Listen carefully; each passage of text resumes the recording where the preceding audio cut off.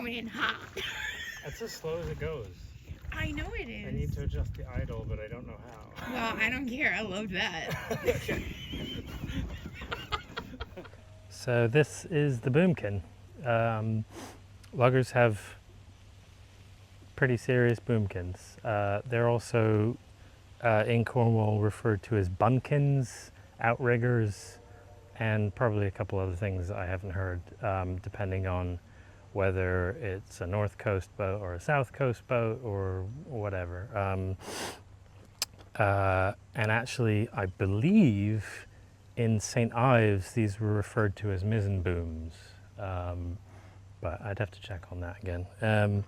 In any case, it's 30 feet long, 20 feet of that is outboard, and it serves as the sheeting point for the mizzen.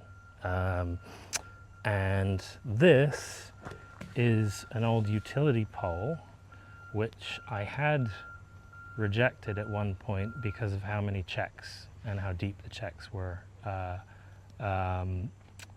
But I did a little bit of thinking and talked to the lovely folks at TotalBoat and came up with a scheme whereby I would use their two-part flotation foam, and which is a polyurethane foam, and mix that with their wet edge topside paint, which is a polyurethane paint, so it's all mutually soluble, to tint it black to make it look like it's tar, and mix this up and just poured it into the checks. So I would do all the ones on the top, let that kick, turn it, 90 degrees, do another run, and so forth until it was all done. And then sand it down, and then I did a skim coat of Sikaflex 291 over the pores, to fill in the majority of the pores, because sanding it opens up the pores of the closed cell foam. And that's it. So it's definitely an experiment. I'm not aware of anyone having done this before. That's not to say that they haven't, but we will see how it holds up over time. I feel pretty good about it though. This is what you end up with. Is, it's got a little bit of give to it, which is what you want, but not so much give that it's going to fall out or anything like that. So fingers crossed.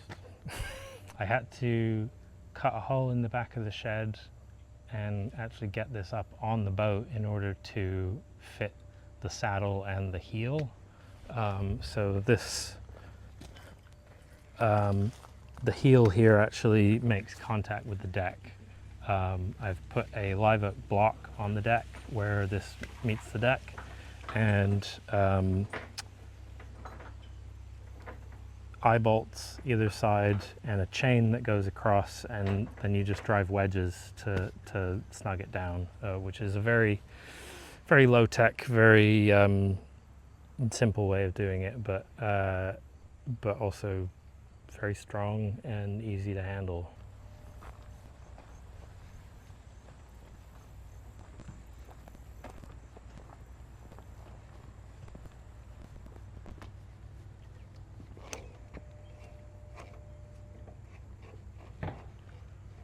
I defaced some currency for this project as well.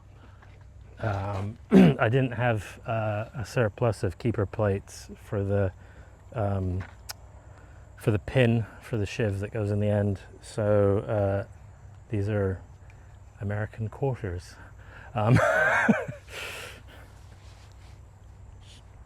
Should work all right.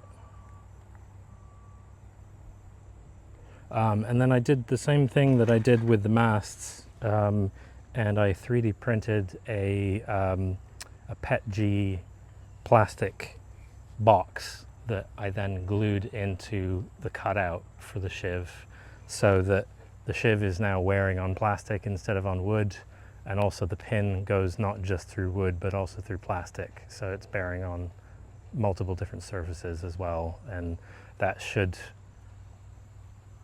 make it so that the pin doesn't hog out its bore as quickly, I should think.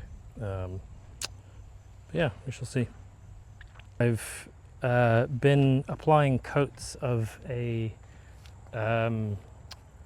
concoction to this, which I've mixed a third raw linseed oil, a third pine tar, and a third Le Tonkinois exterior grade varnish. Mix that all together, thin it a little bit for the early coats, and then apply. Doing that rather than just straight varnishing for the bowsprit and the Boomkin, because they get more wear.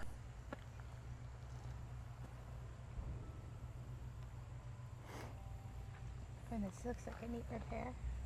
Yeah, now this is the usual way of repairing checks, is to you know, dig out or route out a trench basically and lay in a Dutchman of the same wood.